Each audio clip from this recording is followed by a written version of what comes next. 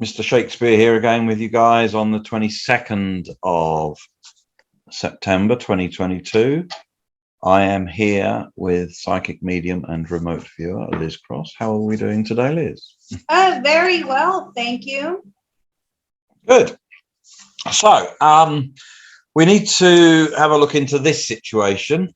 Apparently Pope Francis has instructed the Vatican or instructs in Vatican entities to move all funds to the Vatican Bank by September the 30th. So we need to have a little look at that. Let's start with the Pope himself. Can we get a connection with him, please? Yeah, I've got him here. Okay, why has he instructed all of the entities to move their funds to the Vatican Bank by the 30th of September 2022? Okay.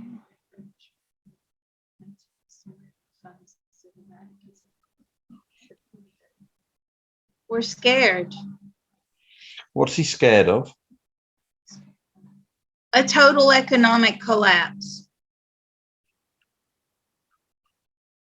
When does he think that might occur?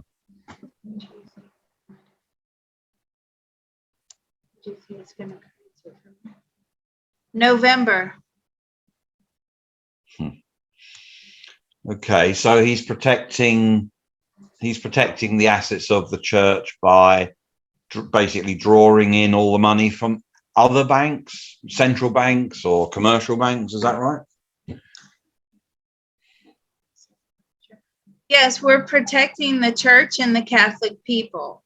So this is what he feels, okay? These are his own personal thoughts, feelings, and opinions. He's probably been advised. But if there is a massive collapse with the banks, he fears that people will not be able to access their money or entities, and therefore, it would be safer to put everything in the Vatican Bank rather than have it floating out there in other banks that could collapse and could never recover. Is there no chance then of the Vatican Bank collapsing? Is there no chance of the Vatican? No, the Vatican Bank will never collapse. Why is that? I don't feel like they lend out money. No, probably not. No, I think, well, they are a private bank. They operate as a private bank. So they certainly don't. If they do lend out money, it's not on the scale that the big banks do, right? So it's very, very small. And therefore, your money would be very safe there. It's not the fact that if loads and loads and loads of people can't pay back loans or mortgages or whatever, it's not going to collapse the bank. He says that the way that other banks do business is very destructive. Okay. But he's worried. It's November that he's specifically worried about, not October, not December, but November. Is that right? Is it November you're specifically worried about? Yes, they've received information that a possible collapse is near, and it's going to be November. Okay. Right. Can we just grab?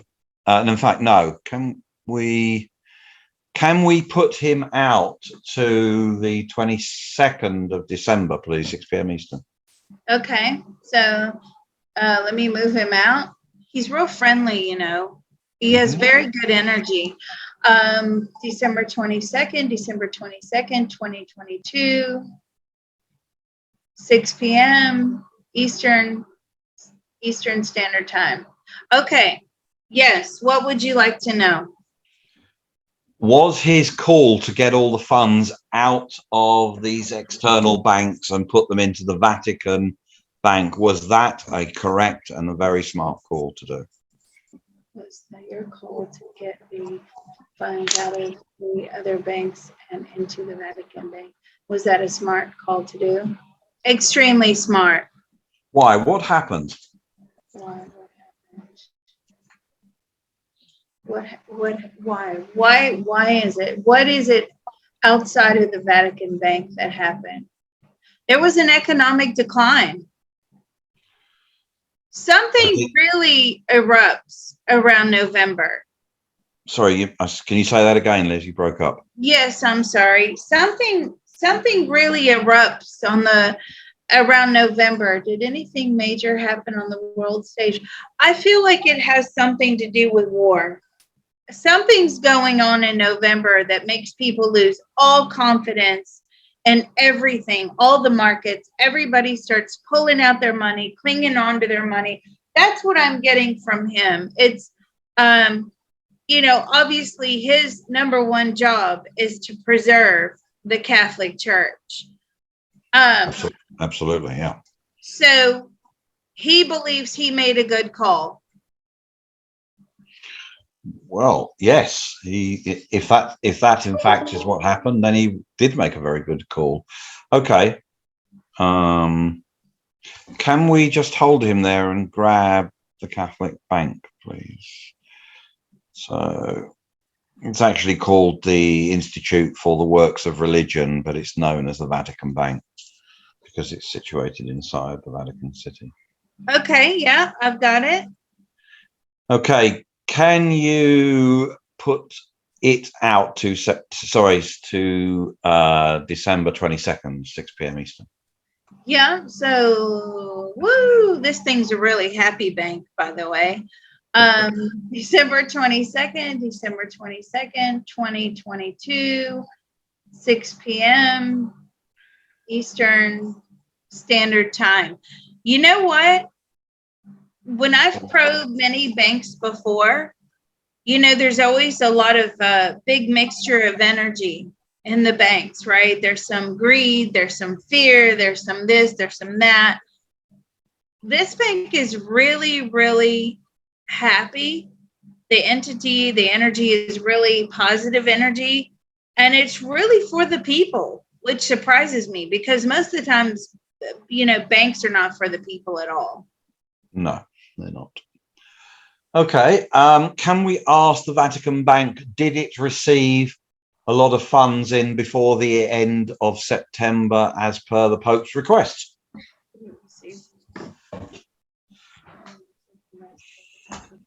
Not enough that it intended to, but a substantial amount. Not as much as it intended to. Okay. No, I mean, the ultimate goal was for, everybody. Yeah. To do that. Okay. All right, but it did receive a substantial amount. Yes, and it's holding it and it's protecting it. What can it tell us about what happened, financially wise? Was there a financial crash in the world, in Italy? Or, I mean, what can it relay back that happened, say, October, November, December? What can it tell us?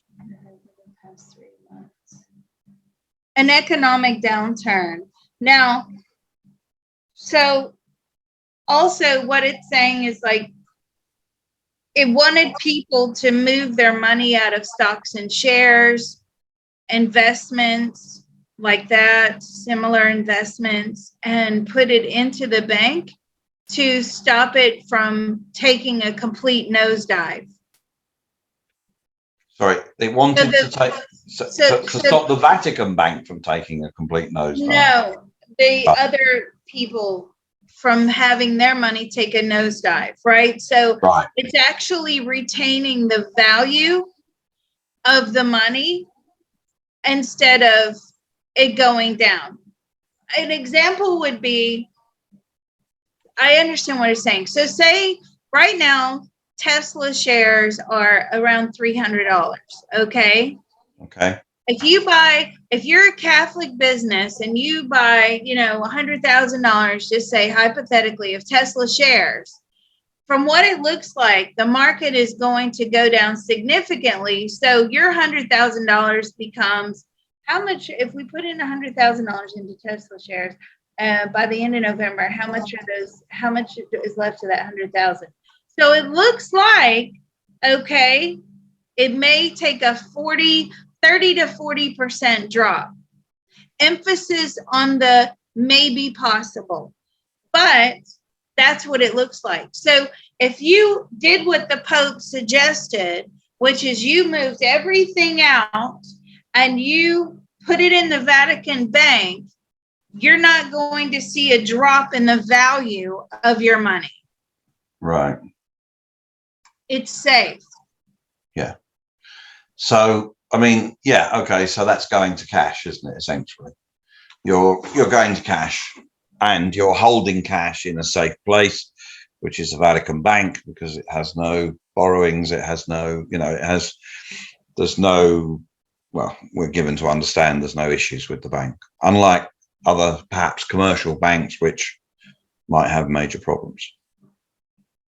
Right, because if there's a significant drop in the market, and again, the interest rates just raised again, right? So now you're paying more, and then you lose a lot of money, in the markets or in the banks. You're significantly worse off than if you were to hold your money in the Vatican Bank. That was the whole idea around this. I am more interested to know in how the Pope got this information. Yeah, well, we can ask him that, can't we? Let me ask, how did you come across this information that there may be a possible drop in, are you saying October? No, November, still sticking with November. How did you get that information? So they have a lot of prominent financial analysts that they deal with. The Vatican is, as most people know, it's a business, okay? Mm. And they have to watch what's going on economically just for their survival, because they do rely a lot upon donations. They rely a lot upon, people giving money from all over the world. And when people are in economic decline, then so are they. Yeah, makes sense. They get a lot of money from businesses, Catholic businesses. Yeah, well, makes sense. Yeah. Okay. So this is yet more corroboration on the November thing, Liz. Yeah. No, it probably won't happen. So interestingly, you're saying that, Tesla could dump 30 or 40%. So if the crypto market dumped another 30%, just say, and it went down to, say 700 million as a total market cap, and Bitcoin then dumps also, that's down from about 19. So that's dumping down to whatever that is. What would that be? 19 times 30. Got the calculator out. Yeah, so we'd be looking at about 12 to 13 grand for Bitcoin as a bottom. So that would be interesting. Yeah, I mean, and it's done that before. So, interesting. It's not unheard of in these economic times. No. We just also, what I think his strategy is clever. Now, he's not saying buy back in at the low, but we can certainly say, well, and most people that are, avid crypto enthusiasts will say, well, yeah, you got to buy back in at the low. But that doesn't mean you go buying in at every rubbish coin there is out there. I would say you need to probably stick to, would you agree, Mr. Shakespeare? You know more than I do. Would you agree that you would need to buy in at some of the higher performing coins? Yes, but also you've got to bear in mind, does it solve a real world problem? Is there a real world use case for it? That's going to be very prevalent in 2023. That's why a lot of coins are going to fail, because there is no point to them. They literally have been, almost created so the founders just make money off the pump. We're not going to be doing that next year. Most of these coins will either be legislated out of existence, or they will just fall by the wayside. Coins that have an actual real world, solving a real world problem use case will survive. Yeah.